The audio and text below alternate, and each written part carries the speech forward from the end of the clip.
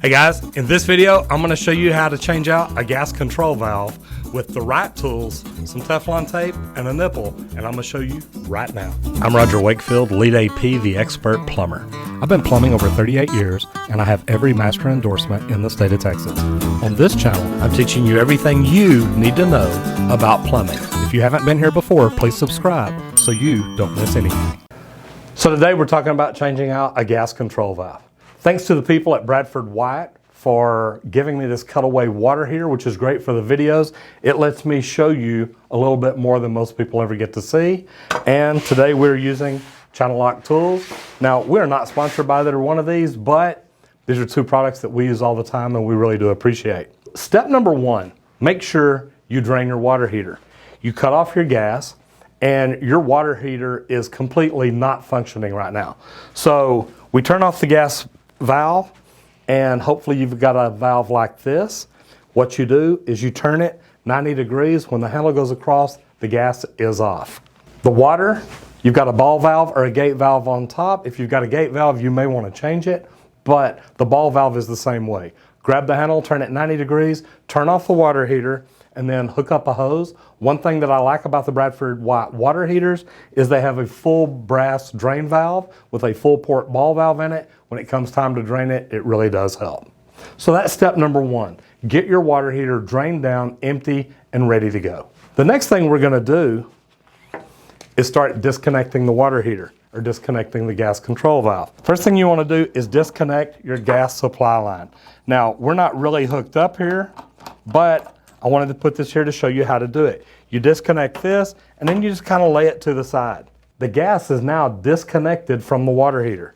Then what you want to do is you want to take out the adapter. So what this is, it's 1/2-inch metal threads, which goes inside of the control valve to where your flex connector can hook up here. Now we've got to disconnect the burner assembly from the gas control valve. So what we're going to do, we're going to go ahead and pull the burner assembly cover plate off and lay it to the side. And then we're going to look down here at what all's got to be disconnected. So what you've got a red and white wire here. Then you've got your piezo switch here. Your red and white wires unplug from the gas control valve, and they're actually marked red and white so you know which one goes where. Be very careful when you disconnect these because you're going to make sure that you can plug these back in to the new control valve. Your piezo switch actually just unplugs like that. So now we have all the wires disconnected from the burner assembly to the gas control valve. The next thing we're going to do is disconnect the gas line, and this is the gas that actually feeds into the burner assembly. This is what makes it kick on. As you can see, I'm wearing gloves, and the reason that I do this, there are some sharp edges sometimes, but also you just never know what you're going to get into. Take that nut loose, and then this last one is actually for the thermocouple. So with all these disconnected now, the gas control valve is not connected to the burner assembly. Okay, so what we're going to do now is unscrew the burner assembly so we can take it off. Be real careful not to lose your screws.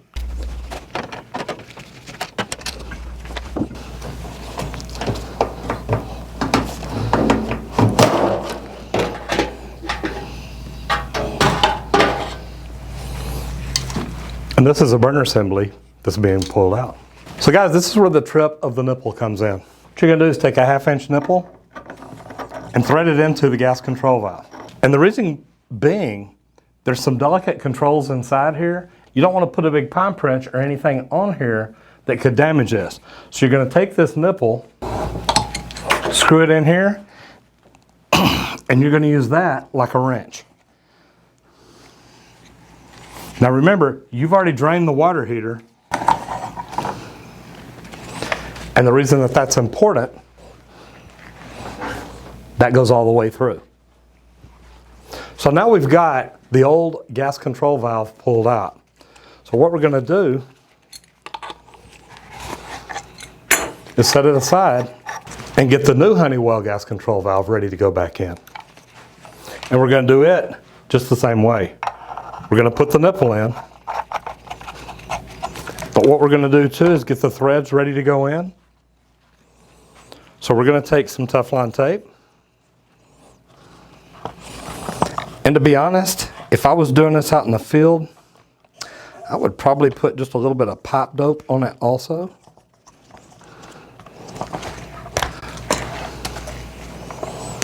But I want to put Teflon tape on it so it does not leak.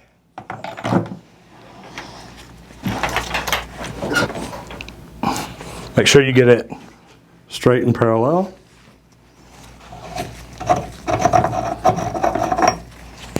And take your nipple out. Now Bradford White gives us all the other elements that need to go with it to update the entire burner assembly. So we're going to go ahead and do that now. Now Bradford White gives you a new burner assembly and a new gasket.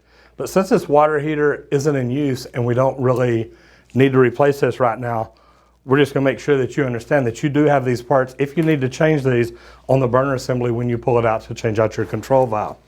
So now that we've changed out the control valve, we're going to put the burner assembly back in just like we took it out. Now there's a notch in there for this to slide right into. You want to make sure that you get that in and you get everything lined up here so it all goes back together the way it should.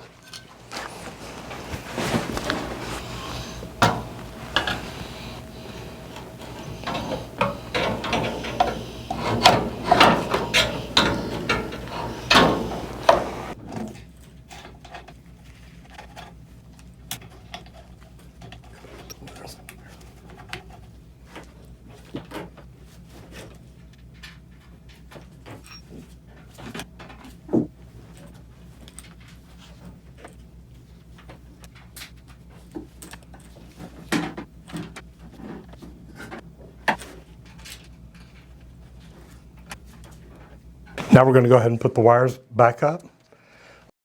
As it see, it comes with a connector here. So literally you can just take the red wire, unconnect it from your high level switch, hook the new one up. The white one plugs right back in on the right like it did. And your piezo switch plugs right in. So once I got it in, I like to look through the sight glass, click on my piezo switch and make sure that I've got spark. That way I know everything here is good. Then I kind of want to get everything together because whenever I put my cover back on, I want this to seal it off. But before I get to that point, we got to make sure we get everything tight. Now, I don't put Teflon or pipe dope on these. These are gas connections that are flare, and the tube's already flared, so it should be a good connection.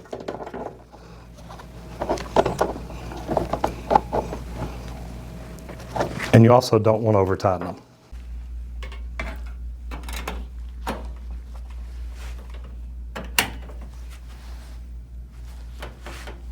So now guys, before you hook your gas up, make sure that you close the water back on your drain valve. You open your gate valve on top to let it start filling with water. And now we'll get ready to hook up the gas while that's filling. That'll save you a little bit of time. So remember the adapter that we took off a while ago? Now we're going to take it. We're going to clean up the threads. Put some Teflon tape and pipe dope on it. Now, since this is a shop one, I'm not going to put pipe dope on it. But we're going to get it ready to put back in. Get our crescent wrench. Tighten it up, again guys, without over tightening it. One thing I like about the Channel Lock brand, this particular one, this small crescent wrench opens up really huge and it's good to use in tight places. I really do like that. Then we're going to get to our gas flex line. Hook it up. Again, this is another place where I do not use Teflon tape or pipe dope. This is a joint that's made to go together and seal off.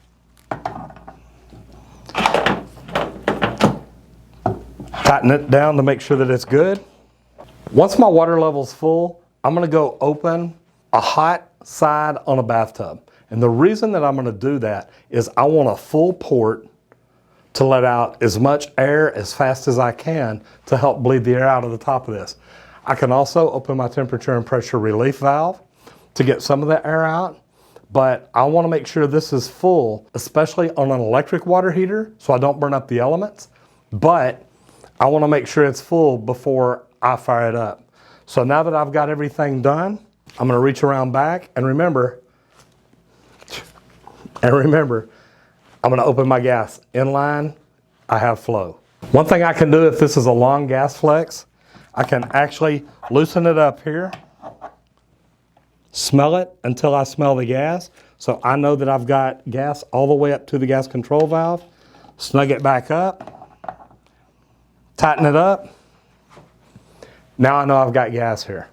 Guys, one little tip. Make sure after you get everything together, you test for a gas leak. This is a home remedy. This is a spray bottle, a little bit of soap in it, and by soap I mean dishwashing soap that'll bubble up really good, and water. I like this because I can control the spray.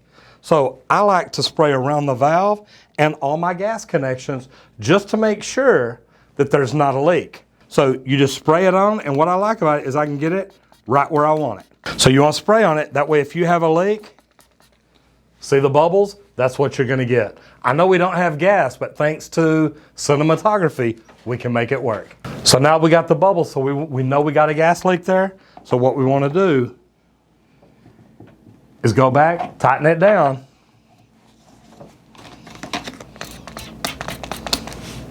Now we know everything's okay. Make sure to check every gas connection that you have. That's a safety tip that can save your life. Now that I've got everything bled and I know that I have gas all the way up to my control valve, I want to go through the lighting procedure. And we like to put stickers on here to let people know what they need to do if they need to turn it off in case of a flood. But there's also notes in here what you need to do to light it. So it's been in the off position. They need to be in the off position for about 5 minutes before you try to light it. So we're going to turn it over to pilot and we're going to press it in. And then we're going to press the piezo switch. And I already know that it's switched, or I already know that it's igniting because I checked it earlier. So I'll press that 3 or 4 times and hold this. If I wanted to, I could pull this cover, look in through the sight glass, and watch the pilot light light. After about 30 seconds to a minute, I'm going to get a light here. Now, I don't really have a flame on this, so it's not going to happen. But once it lights, I'll feel it click. I know everything's good. I can let go, and then I can turn it up. Now, I like to stop somewhere between low and hot, somewhere around medium. I don't want to turn it up to very hot because that starts getting into scalding temperatures. And if the homeowner wants to do that, they can adjust that themselves. So guys, if you've done this before, please leave a comment down below and let me know, did everything go okay with you or did you have a problem? And if you did, what was that problem? I want to say again, a special thanks to Bradford Wyatt. These people made this cutaway water heater for me. And guys, that makes me give you information so much easier because I can show you the inside and it's really easy to get it in here in the shop and work with. I also want to say thanks to the people at Channel Lock. I do love these tools and I love this little setup. This has really come in handy on a lot of jobs I go on because there's a lot of tools here like end cutters and stuff that a plumber may not use, but with this set, it was so smart to get it and it really did come in handy. And again, thanks to the people at Milwaukee. Use y'all's tools too.